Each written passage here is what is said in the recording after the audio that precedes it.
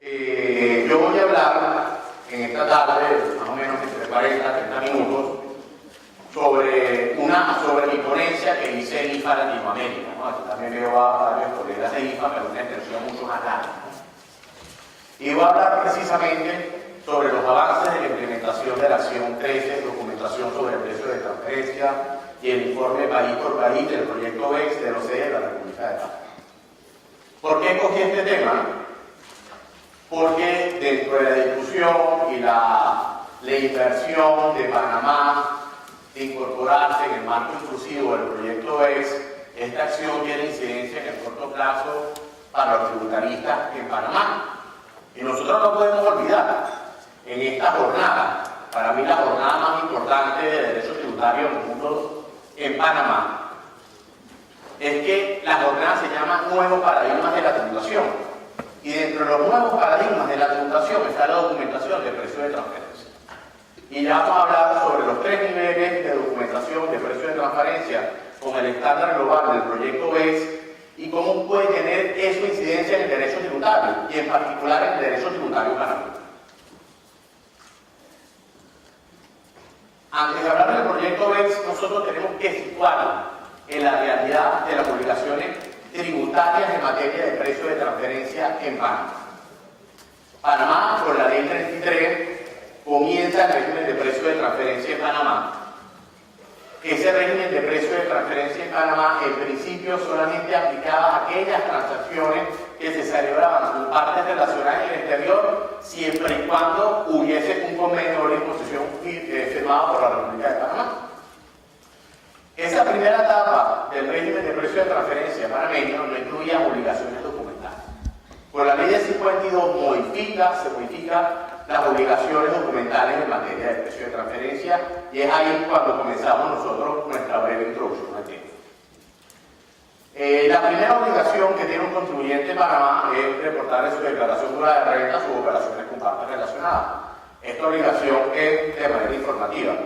Sin embargo, el no reportar las operaciones con partes relacionadas a la declaración dura de renta probablemente pueda tener una serie de consecuencias a la hora de presentar el informe y el estudio, porque no puede conseguir la información de renta con la del informe 930, que es el informe que le voy a hablar. El informe 930 está contemplado en el artículo 762 del Código Fiscal de Panamá. ¿Qué es este informe? Ahí vamos a entrar en discusión con lo que es el paradigma, si es una declaración o un informe. Si me preguntan a mí, es una declaración. El problema que vamos a tener dentro de los paradigmas del derecho tributario es que si es una declaración, si suspende la prescripción tributaria. Y yo pensaría que no, porque el informe 930 se debe presentar 6 meses después de cerrado el ejercicio fiscal. Sin embargo, el legislador decide que la omisión de esta obligación puede alcanzar hasta una multa de $1 millón. Entonces pareciese que la intención del legislador es dar importancia al informe de precio de transferencia. Y el legislador dice, a su vez, que cuando se presenta este informe debe estar el estudio de precio de transferencia. Lo dice de manera tácita en su articulado del Código Fiscal de la República de Panamá. Entonces, en teoría, en un mundo ideal, aquí estaba discutiendo con una amiga muy buena en declaración de renta, el mundo ideal es que cuando el contribuyente hace su declaración de impuestos sobre la renta debería tener el informe y el estudio. Pero en la práctica a veces eso no sucede. El estudio de precio de transferencia está regulado en el Código Fiscal de Panamá, en el artículo 762I, y con el decreto 390 se amplía los detalles y la información que debe contener el estudio de precio de transferencia. Adicionalmente, en Panamá existe otra obligación que se llama información de documentación relativa al grupo empresarial. Esta documentación de información, dónde se ubican los activos intangibles, cuáles son los 5 principales factores de la cadena laboral del grupo multinacional, y eso hoy en día es una realidad de Panamá. Entonces nosotros tenemos que decir en Panamá, concluyendo con esta primera diapositiva, que existen 4 obligaciones documentales en materia de precio de transferencia. La primera es que los contribuyentes deben declarar sus operaciones en su declaración de renta, sus operaciones con partes relacionadas. La segunda, que 6 meses cerrado el ejercicio fiscal, debe presentar el informe 930 para no tener una multa de $1 millón. Ahí tenemos que hacernos también varias preguntas. ¿Qué pasa si existe una omisión en ese reporte? ¿Puede haber sustitutiva? ¿Cuál sería la multa por no presentar la información correctamente? En teoría, cuando se presente un informe debe haber un estudio, que la multa puede llegar entre 5.000 o cierre el establecimiento de información y documentación del grupo empresarial. Entonces, ya nosotros tenemos una visión de las obligaciones del precio de transferencia en Panamá porque es importante en los paradigmas. Si hay algo que ha definido la doctrina del derecho tributario internacional, a quién le corresponde la carga de la prueba en materia de precio de transferencia. Y hacia eso hay dos doctrinas. Una que le responde al contribuyente que tiene la carga de la prueba y la otra que le corresponde a la administración. Lo que no he podido leer en el Código Fiscal Panamá, el Código Fiscal de Panamá es bastante preciso cuando dice los contribuyentes que celebran operaciones con partes relacionadas deberán. Entonces pareciera que la obligación y la carga de la prueba de las publicaciones en materia de precio de transferencia en Panamá corresponde al contribuyente. ¿Y por qué eso es importante en el estudio del derecho tributario? Porque seguramente una liquidación adicional de impuestos sobre la renta que realice la Dirección General de Ingresos de Panamá va a ser basada en esa documentación. ¿Y qué pasa cuando esa documentación no es simétrica? Que tiene inconsistencia entre el informe, el estudio y documentación del grupo empresarial. Es ahí el trabajo de los tribunales que dirán la jurisprudencia que pasaría en esos aspectos. ¿Se pudiera subsanar? Es la pregunta que nos hacemos. ¿Dentro de un proceso de auditoría se pudiese subsanar? Yo pensaría que no.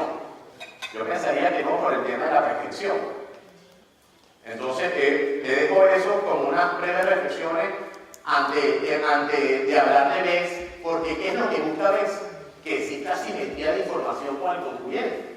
Y BES simplifica mucho esos temas, porque en teoría, por la aplicación de BES, la misma información que pide la Administración de Costa Rica, la misma información que pide la Administración de México, debería ser consistente con la misma administración, con la misma solicitud de información que pide la Administración panameña, porque también la administración de precios de transferencia es onerosa y lo que se busca con el proyecto es bajar los costos de la documentación de precios de transferencia de los grupos multinacionales. Y ahora un tema, el tema quizás más importante del derecho tributario internacional por la reforma de impuestos de Estados Unidos es el proyecto de la lucha contra la erosión de la base imponible y tratados de beneficios, en inglés BEPS. Cuando se hizo la concepción de este proyecto en el 2012, había dos puntos claros que había que desarrollar. La erosión de la base imponible como tema central, como comentó Balán en su ponencia, derivado de la crisis financiera del 2008. Y el G20 le da un mandato a la OCDE para luchar contra la erosión de la base imponible de los estados.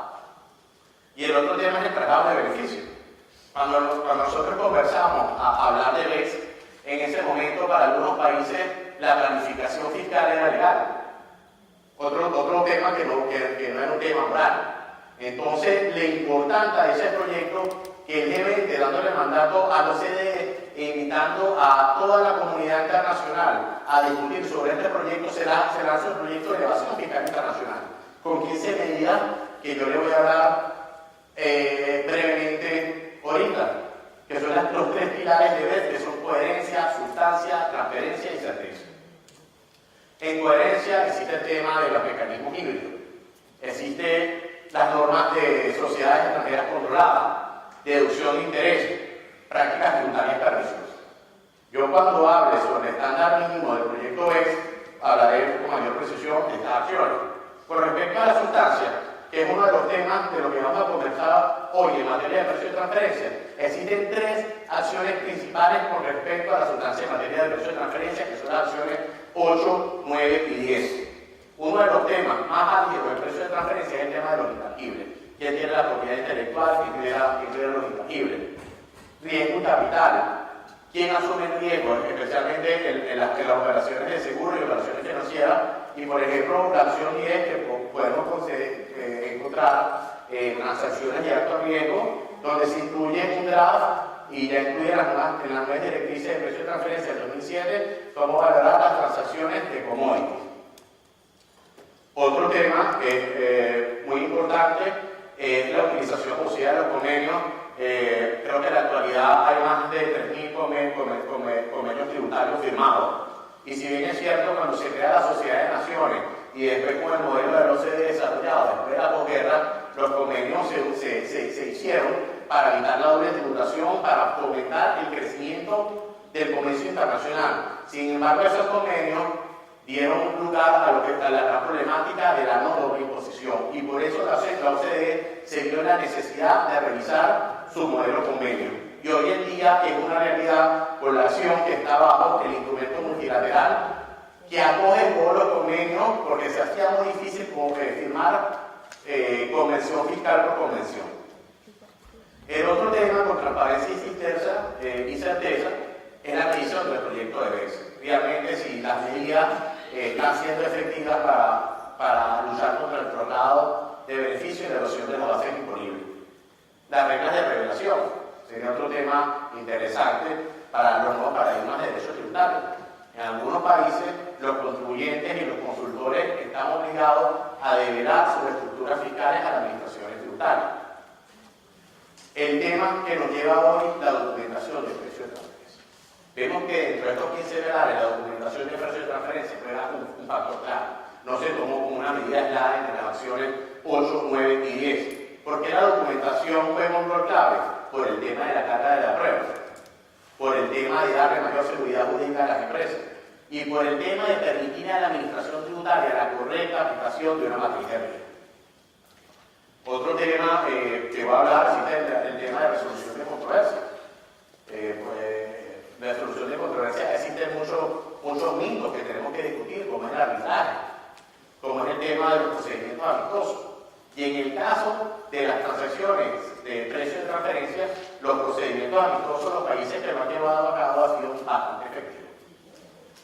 Y está, por último, que es la primera acción, y le digo por último porque hablar de economía digital es un tema muy complejo para nosotros los países en América Latina. Y yo le comentaba a mi amiga Giovanna, yo espero que la próxima jornada internacional de la IFA, que va a ser en Panamá, voy a hablar sobre economía digital. Porque es un reto nosotros, como latinoamericanos, de hablar cosas que no están muy tan presentes en nuestro país.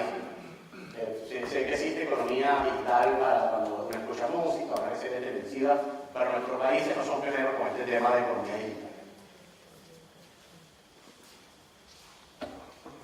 Ahora bien, ahora ya sí entramos en materia. Los objetivos de la documentación de precios de transferencia. La primera es que las declaraciones fiscales sean eficientes. ¿Por qué las normas de precio de transferencia tienen que ser eficientes? Porque si un contribuyente dice en un estudio de precio de transferencia o en su documentación de la acción maestra que es manufactura, que es un distribuidor, y ahí empieza a haber un problema. Porque, ¿qué pasa?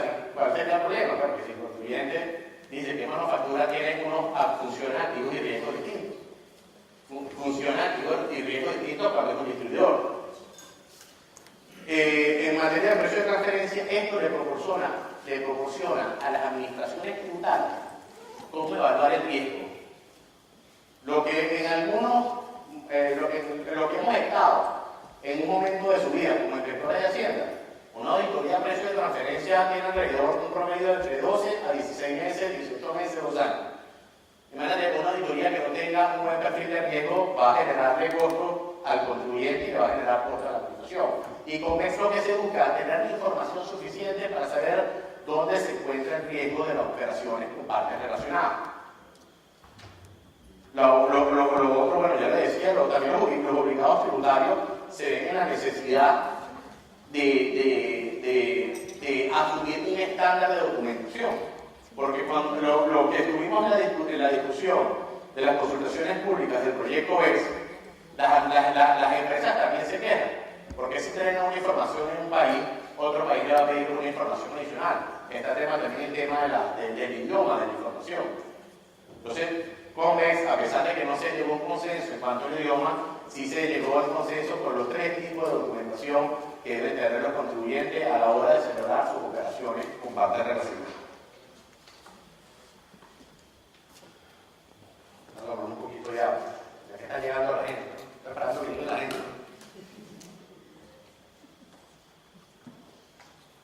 Hoy en día esto es una realidad.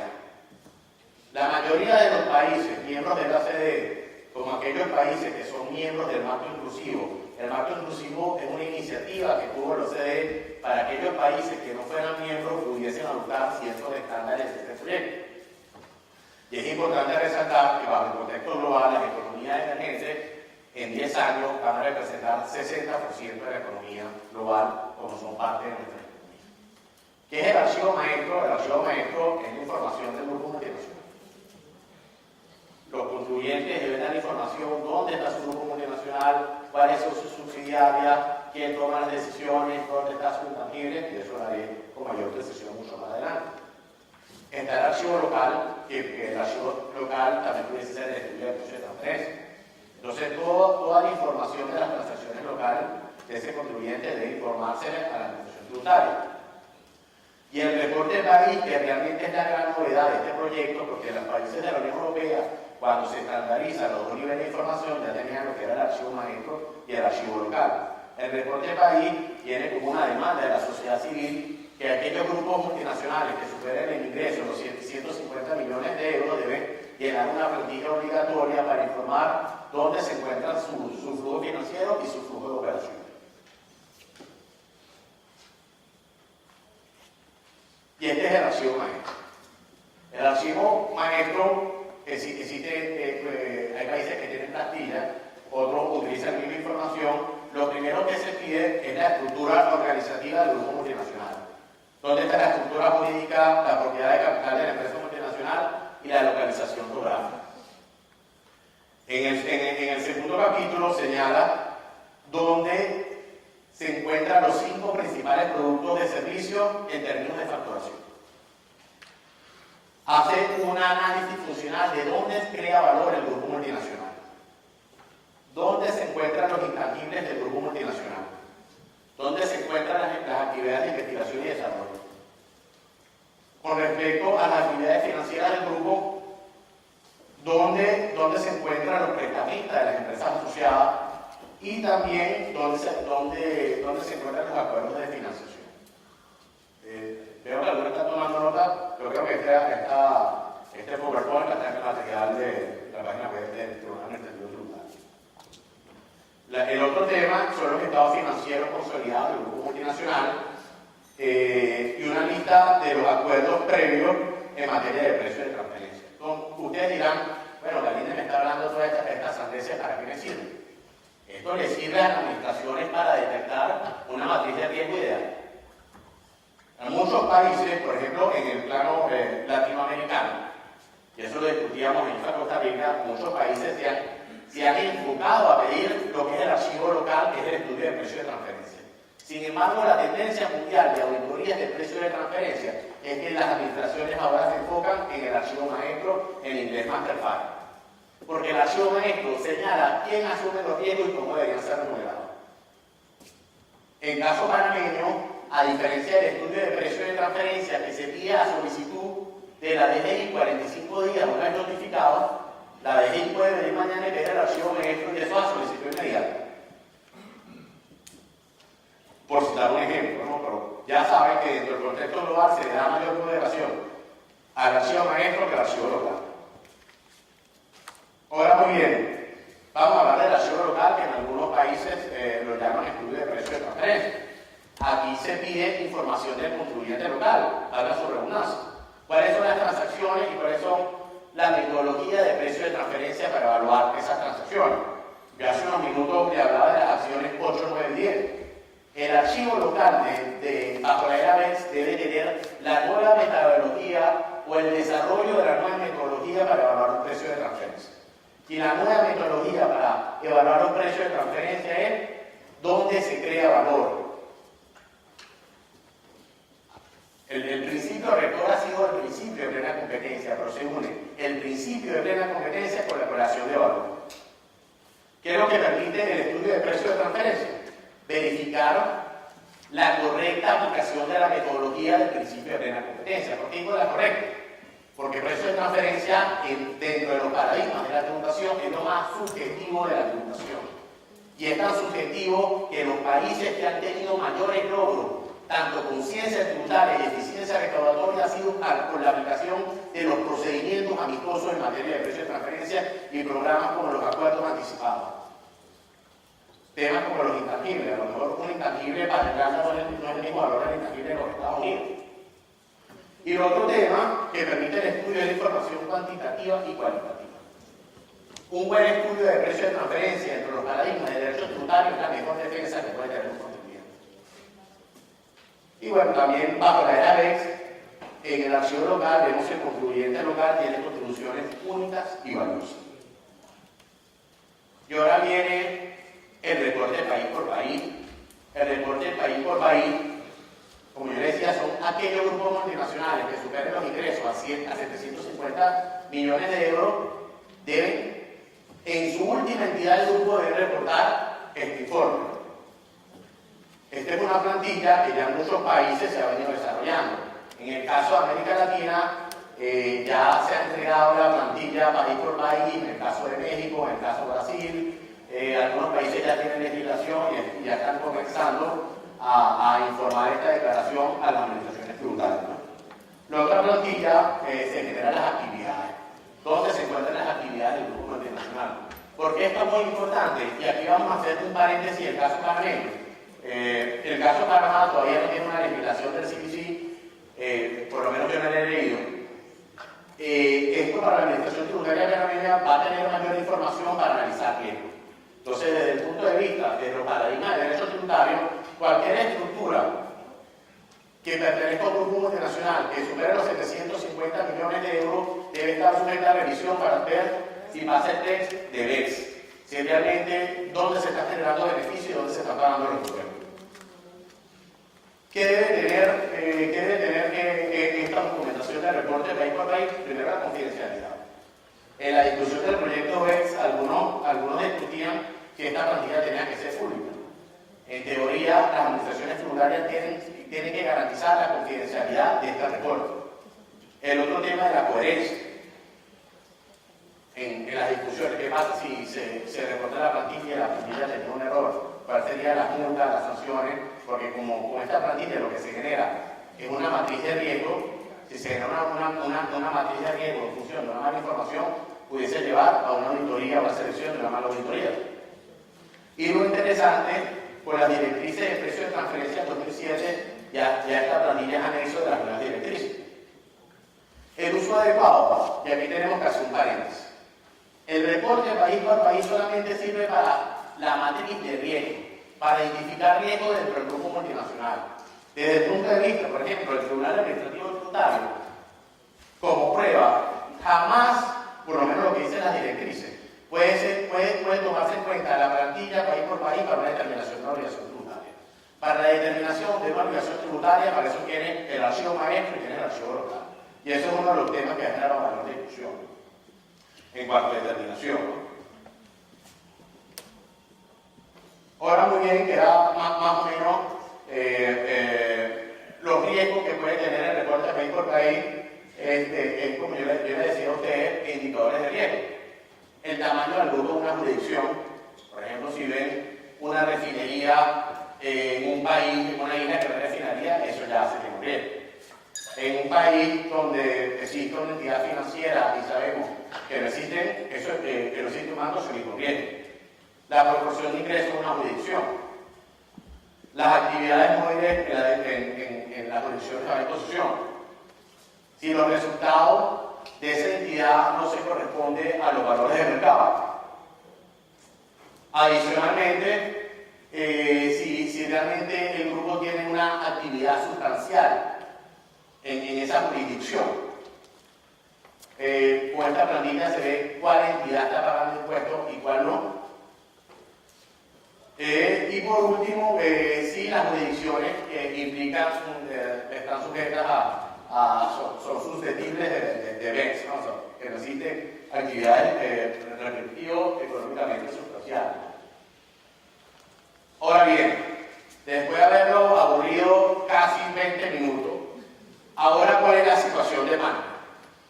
Panamá, el 31 de octubre, es miembro inclusivo de este proyecto.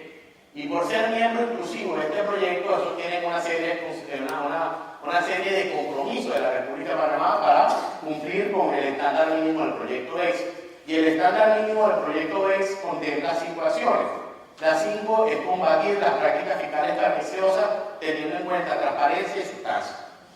Esta acción, por ejemplo, ya Panamá ya no se hizo un primer orador sobre los potenciales regímenes que podían ser potencialmente perniciosos. En este caso, la OCDE identificó 3. El otro tema que Panamá está comprometido bajo este estándar mínimo es la utilización abusiva de los convenios fiscales. Panamá tiene que en sus convenios debe adoptar todas las cláusulas que recomienda la OCDE para evitar el uso de los convenios fiscales, para la redundancia, ¿no? El otro tema, que es donde nos centramos nosotros, que es muy probablemente que en el corto plazo Panamá asuma el estándar mínimo del proyecto BEX, y por eso yo hice énfasis en el reporte país por país. Panamá solamente está obligada dentro del mínimo estándar es legislar sobre el reporte país por país.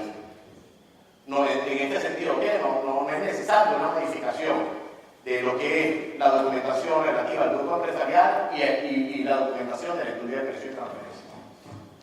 Otro tema que es muy importante en precio de transferencia es la acción 14.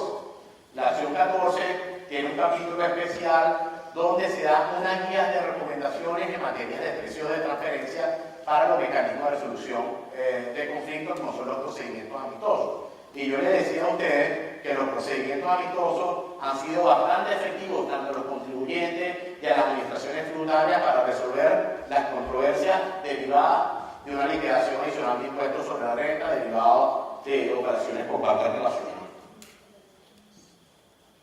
Ahora, muy bien, ¿cuáles son las perspectivas de Panamá? La primera perspectiva que debe haber en Panamá es que se debe legislar al respecto, que obligue a las casas matriz últimas del grupo multinacional que estén obligadas, que estén residenciadas en Panamá, a informar el reporte por país. Partiendo del marco legal aprobado, el otro punto que debe pasar es la implementación de los acuerdos de intercambio automático de información para el reporte país por país, porque ya Panamá firmó la convención multilateral para el CRS. Sin embargo, ahora tendría que firmar un anexo para firmar la convención multilateral para el reporte país por país, o el anexo, ¿no? ¿Cuál es la situación que estamos en Panamá? Panamá hace un proyecto muy novedoso, el decreto 390 del 25 de octubre de 2016. Yo tuve la oportunidad de hacer una revisión para esta ponencia, verificar el reporte de país, el reporte de la acción 13 con el decreto 390, y Panamá en el decreto 390, a lo que se refiere al archivo maestro y al archivo local, cumple todos los elementos del archivo local y del archivo maestro. En este sentido, pareciese que Panamá cumple con los estándares internacionales correspondientes a la documentación de precio de transferencia. ¿Qué estaría pendiente? El reporte país por país. Un punto muy importante, la DGI sacó una resolución el 2 de abril de 2018, y dentro de esa resolución se exige nueva información a los contribuyentes, y dentro de esa información que deben entregar los contribuyentes están una serie de preguntas bastante interesantes. Dentro de las preguntas que se tienen, ¿dónde se ubica la última entidad del grupo multinacional? Si la entidad del grupo multinacional supera los 750 millones de euros, entonces pareciera que bajo este formulario existe una intención de la Dirección General de Ingresos de que cuando esté legislada el articulado del reporte país por país, cuando esté en implementación los acuerdos automáticos, yo ya tengo información sobre todos los contribuyentes panameños para solicitar esa información. Ahora, muy bien, y ¿cómo vamos? No, si estamos viendo, ya 15 minutos. Ahora ustedes, especialistas del derecho tributario, ¿cuáles son las perspectivas de la inminente implementación del reporte país-país para Panamá, para nosotros, los tributaristas? Primero tenemos que comprender el contexto mundial de estas acciones.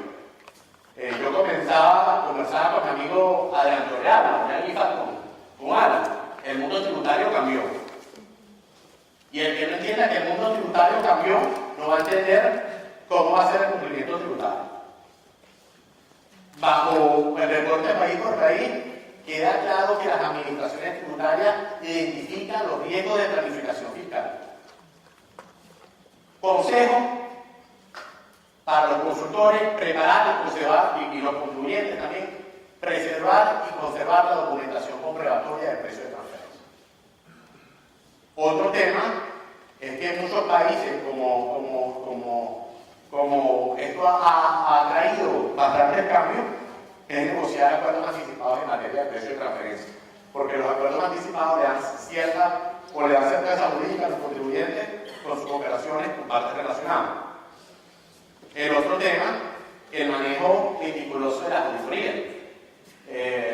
El TAC sacó una sentencia muy novedosa en materia de precio de transferencia.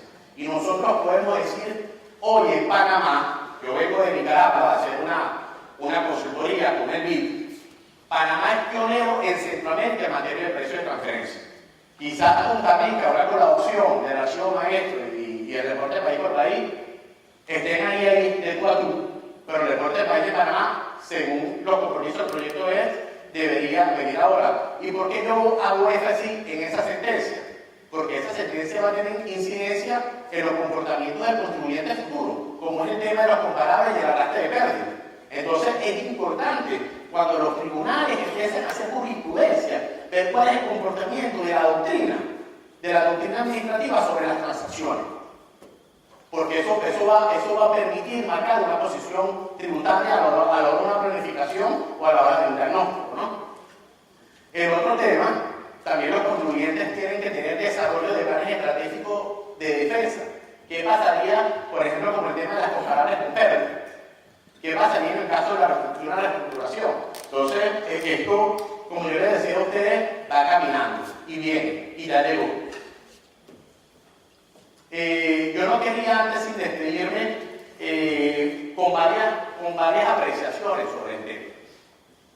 Y es un punto que yo comencé con esta introducción sobre los paradigmas del derecho tributario.